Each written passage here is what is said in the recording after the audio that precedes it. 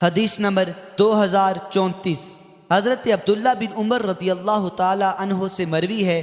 فرماتے ہیں ہم رسول اللہ صلی اللہ علیہ وسلم کے پاس بیٹھے ہوئے تھے کہ ایک انصار میں سے ایک شخص آیا اور اس نے سلام کیا، پھر وہ انصاری جانے لگا تو نبی اکرم صلی اللہ علیہ وسلم نے پوچھا، اے انصار کے بھائی، ہمارے بھائی حضرت سعد بن عبادہ رضی اللہ تعالی عنہ کا کیا حال ہے؟ اس نے کہا ٹھیک ہیں۔ آپ نے پوچھا تم میں سے کون ان کی عبادت کرے گا؟ بس آپ کھڑے ہو گئے اور ہم بھی آپ کے ساتھ کھڑے ہوئے، اور ہم 10 سے کچھ اوپر تھے، ہمارے پاس جوتے تھے، نہ موزے، نہ ٹوپیاں، نہ ہی قمیض، اور ہم اسی حالت میں اس پتھریلی زمین